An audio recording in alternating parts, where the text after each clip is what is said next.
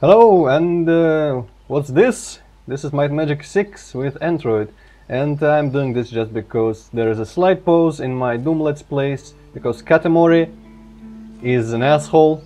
He decided he didn't want to actually do that, so now and just in addition to that, lately I've been in a sort of Might and Magic mood, so I decided why the hell not, and also I invited Hippocat. Hello. Okay, now Actually, I'm going to... Antroid is lying. It's not Katamori's fault. It's actually Antroid had a fight with him over Tormentor. Don't really have That's a why... fight, just... Yeah, oh, yes you did. No, yes, you did. no, that's not a fight, that's just a little... I don't know, maybe he was upset genuinely, but I was just kinda kidding the whole time. Well, kind of. That doesn't matter, really, doesn't matter. What I was going to say, that I'm going to risk something here. I'm going to blindly try to remember which button hides the Fraps FPS display here. I'm hoping it's either F12. No, it's not F12, it's quick load. Whoops. And it was a quick load into the future, because it was from my today's scouting mission to determine which dungeon I should do. Okay, F10 then maybe. Yes. Okay, now the Fraps numbers are gone, and we can actually do stuff. And what the fuck is going on with Skype there? You back there? What? Motherfucker. And what the fuck is going on? Okay, we're back. Hippocat just kind of fell off the internet for a second there, but I just called him back because I'm just kind of smart like that. So I have a list here, a very short list of stuff that I can do. First things first, you probably don't remember, but I certainly remember that I was very sad when I was telling people in some of my previous videos that Marco here cannot be a Master and Plate, because Master and Plate requires being a Paladin, and a very upgraded Paladin. Similarly, this guy, I thought that he wouldn't be able to be a Master and Chain. Turns out I was wrong, because it doesn't really require us to be that class upgraded. It only requires us to complete the quests for that class's upgrades. And we can see here in awards, this guy is an honorary hero. I think that's what was required for Plate Mastery, because it's a promotion of Paladin to Crusader, and Crusader to Hero. And we are an honorary hero, so we can actually go and get ourselves a Plate Master. I'm not sure that was necessary. No, that was probably not necessary. I'm going to reload back. I think the armor doesn't require 12. And I'm also going to get, I think, Air Master for this guy, because it doesn't require 12 in Magic for some reason, which is really weird, because water, earth and fire do, but air doesn't. Similarly with this guy, I think Spirit Master didn't require 12, but Mind and Body do. Okay, I'm clearly having difficulty speaking today. And I'm going to get Chain Master for this guy, I think. Yes. So first we are going to let me look at my list here. Air Master, okay. Air Master lives on the Islands of Mist, right near the fountain. Well, the whole town is really near the fountain. How you doing? Master of Air. This guy looks like... what's the name of that guy who played Raiden in the first Mortal Kombat, and also the immortal dude which you had Christopher Lambert? Yes. Is it just me, or does this dude really look like that? Highlander? Well, maybe a little bit. Okay. Yes. I am satisfied with your response. Town portal now to Freehaven.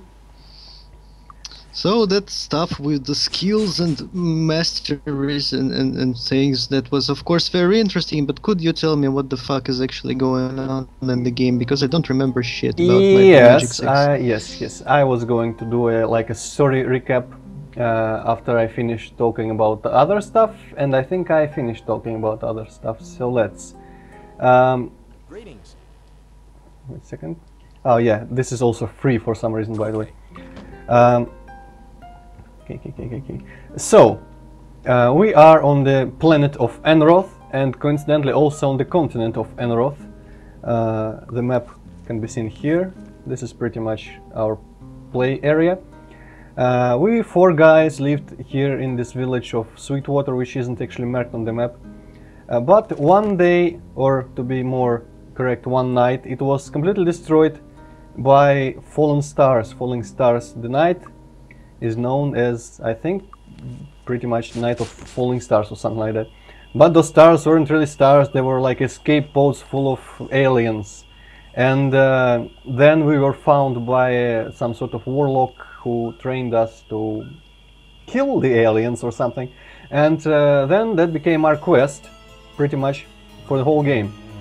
It started with us finding a letter which confirmed that I think King Roland was tricked, betrayed and captured by the demons in his little campaign to go and kill them.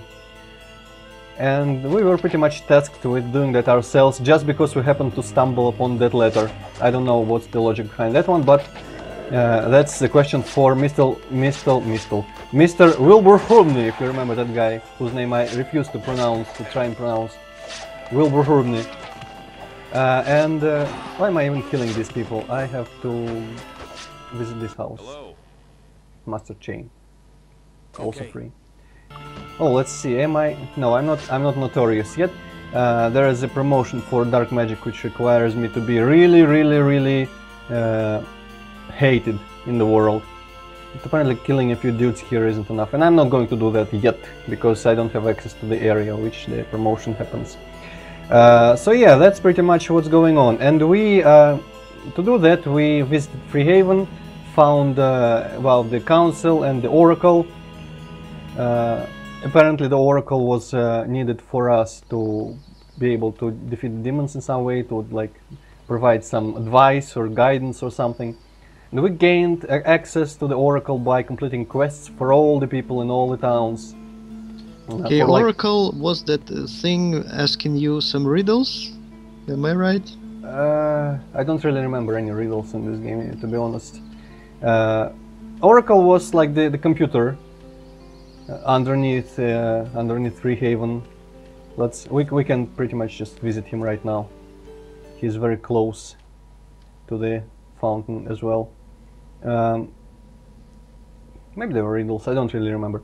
This council, also there was a sixth member who was an asshole, and he was a head or some priest of the Ba, cult of Ba. Also the Ba is like an apocalyptic cult which was created by the demons in order to bring the Iron Fist dynasty down from power. I think it's Iron Fist, yes, it's Iron Fist. Roland Iron Fist was the king, and this is the oracle here. Expecting you. This guy. And the oracle requires us to bring him back 4 memory crystals, of which we only obtained 1 this far from Hermit's Isle. Actually, this list is here is displayed in an interesting order because I am actually going to Alamos or Alamo today because I found out that it's easier than Darkmoor and Kriegspire, even though I remember it'd be pretty hard. Okay. So anything I forgot? I don't think that I forgot really anything significant. So our quest is to restore the oracle's artificial intelligence at this point, going to really horrible dungeons and getting those blue crystals. So are you gonna get some lasers and shit? Totally. After I get him his memory back, he's gonna let me down into some sub-basement which is like totally futuristic, and there's gonna be robots and blasters, and later I'm gonna fight blaster rifles and such. That's gonna be great. Okay, but now I am gonna, because I'm a cheap bastard, I'm gonna quickly go to New Sorpegal and rest for 1 day. And that's gonna help you how? Enjoy your stay. It is gonna make it to Wednesday, I think, yes. And on Wednesday a ship goes from Silver Cove to the place that I need to go. It's the only place and the only day which that happens.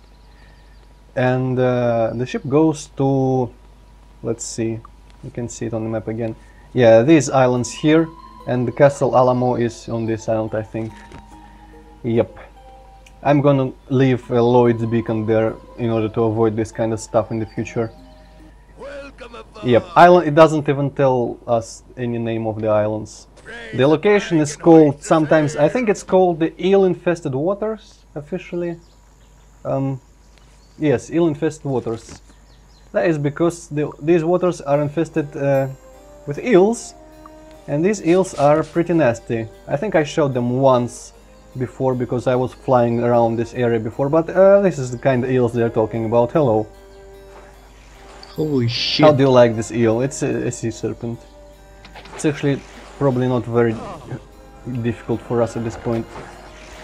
Or at least this, yep, this variation, because as we all know there is also gonna be more powerful variants. I'm not going to bother with them because they don't even leave a corpse and I cannot really loot anything. I'm going to go into the castle, or maybe... yeah, I'll sleep one more day. Actually, I'll go ahead and drop a beacon before that. And I'm going to sleep.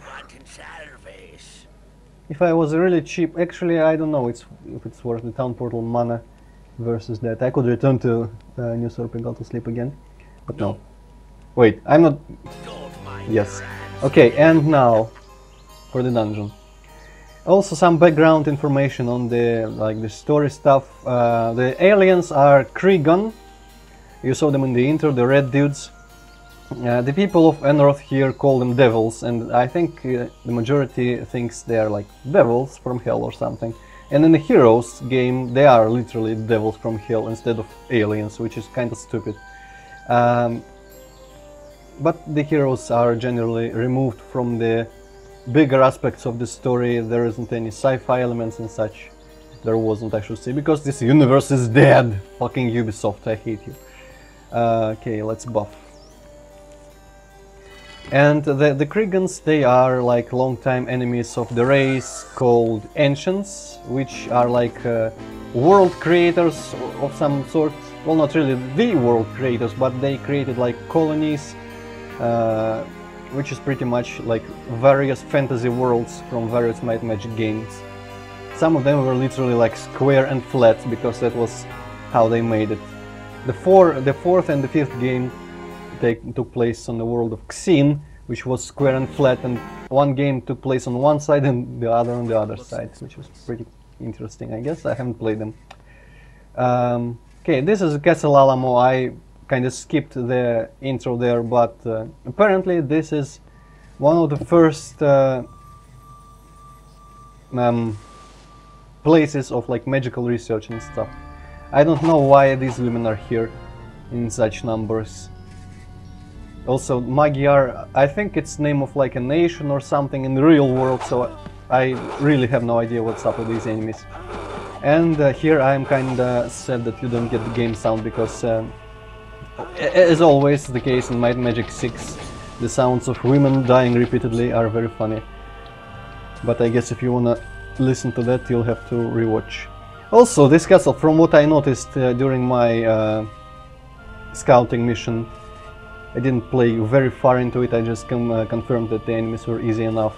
I noticed that this castle is really strangely built. For some reason it has like architecture elements that aren't anywhere else so far. Like, what the fuck is this?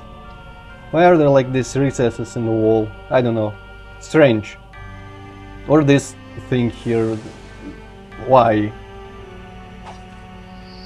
I probably need to tell you that I have a very faint idea of what you're actually looking at, because everything is so pixelated on my screen. Yeah. You mean the Skype quality is bad? Quality. Well, it might become better at some point, I don't know. Skype does that. But do you at least see the women that I'm killing? Yeah, sure. Well, that's enough. But yeah, those architectural elements that I was showing, they are kind of blending together, because they are... Oh, I found a hat. Don't laugh. Why silly, even ridiculous in appearance, many sorcerers spend quite a bit of time enchanting hats like this with powerful magics. what a useless pastime, because apparently all the sorcerers can wear all helmets, of even the heaviest ones. Why not enchant the helmets? Because they actually provide some sort of protection. I never used those hats in the game. It's against Wizard's Code or something. Oh, fuck Wizard's Code.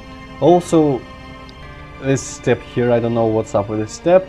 And things like, well, why? Just this corridor, this tiny room with a column in the middle, and this dead end here, and then there is this step on the floor that serves no purpose whatsoever, only makes me think that it's going to race and trap me somewhere, which doesn't happen, so.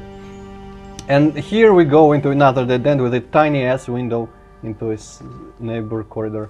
So I don't know, but that's the stuff that I liked about these kinds of games back in the old days, because they were always fucking mysterious and really strange, and it always felt like I missed a lot of interesting stuff. Obscure but interesting stuff. Well, you know that all random elements kinda remind me of crappy serious SEM levels that newbies make. Well, interesting. Yes, I guess some of it, like this thing in the ceiling here, it's more like a Doom newbie thing than a CSM newbie thing even, but still, what kind of texturing is this and what kind of use does this sector here serve? I don't know. But as we're going to see in just a second, this game is much better than Doom, because yes, this, if you paid attention, this was a neighboring corridor. There is the window that we were on the other side of, so this proves that this game has floor over floor and is truly 3D, so therefore it's automatically better than Doom. There's another dead end. Okay, oh, I almost forgot to do this to get the music playing back, which I still have to do for some reason. There are these great patches for anyone who wants to play Might and Magic 6 to 8 on a modern computer. There are, I think the guy is called Greyface. In any case, he comes up in Google if you search for like Might and Magic 6, 7, 8 patches. And he made great patches for all these old Might and Magics, well, for all three of them. But some of the stuff doesn't really work, like there is a setting for how many times the music will go in loop. Will going to loop. But that doesn't really work. Precious ring, huh, of defense. Normally I would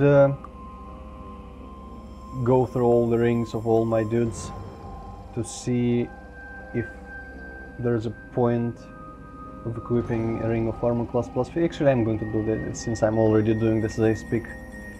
Reset recovery.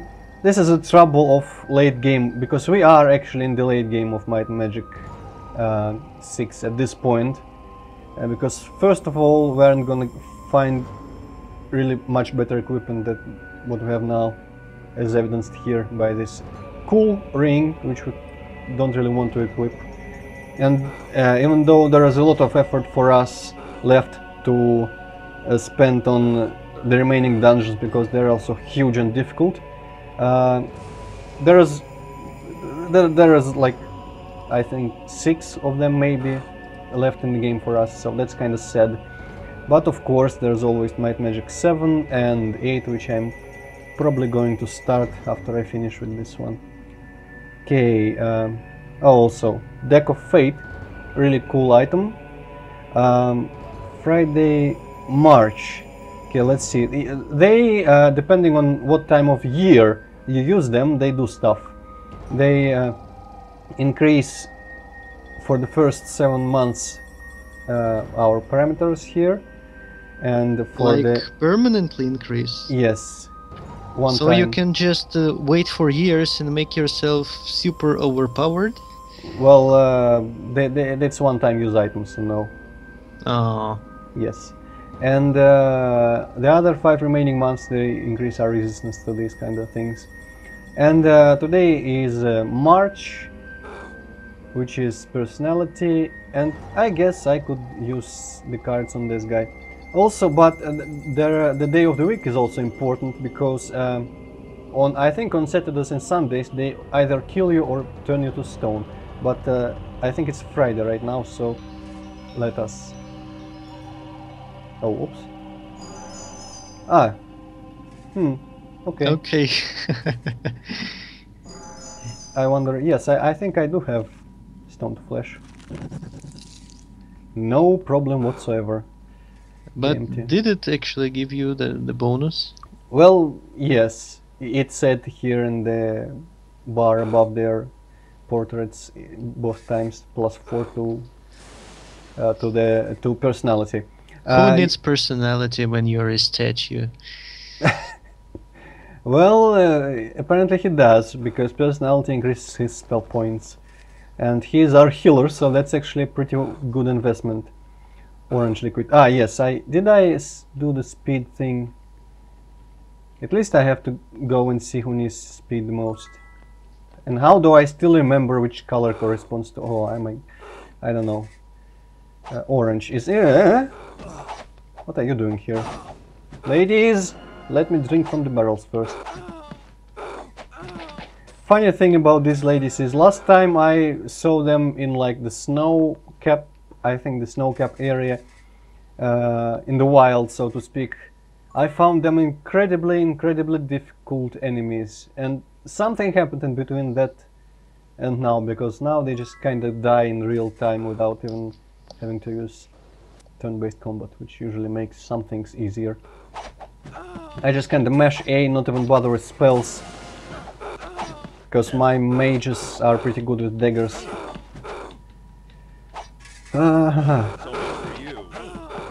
But funny enough, the Sparks shotgun is still useful at this point in the game. Except of course cases when some enemies are resistant to either all magic. I don't know if that happens, but I found some enemies in my recon party mission scouting thing that were resistant to my shotgun, so yeah, that kind of sucks. But luckily they do have melee attacks, which are pretty fun.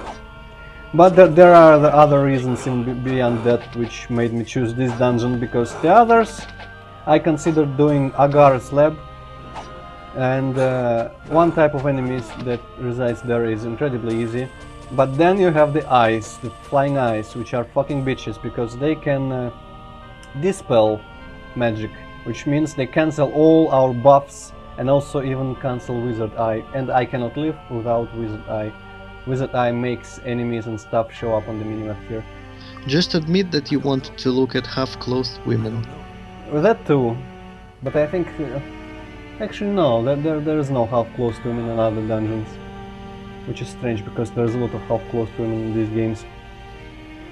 But yeah, this is a big point in favor of this dungeon. I'm not gonna try to deny it. At some point we're going to meet warlocks, but we fought a bunch of warlocks before in a dungeon way back at some point. It was Garrick's Forge, and alongside warlocks we had fire elementals. It was like some sort of volcano thing. And warlocks, they cast Insanity, which is actually backfiring on them every time, because Insanity increases the I don't remember which, but some parameters that make our dudes do more damage in melee combat. And since even my mages at this point pretty much ignore their shotguns, they're just gonna buff us pretty much, which is why they're so much better than the fucking eyes.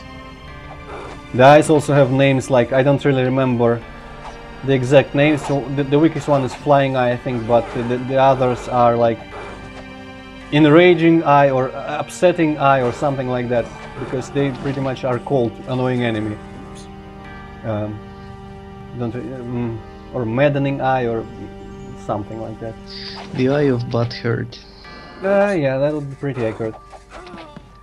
And I am not looking forward to Darkmoor Castle, because it's full of eyes and leeches, and I think leeches can also dispel my magic, and leeches are bitches in general. Even though they're like my favorite fantasy monster of all time in the magic games. Just the concept and the design is usually really cool.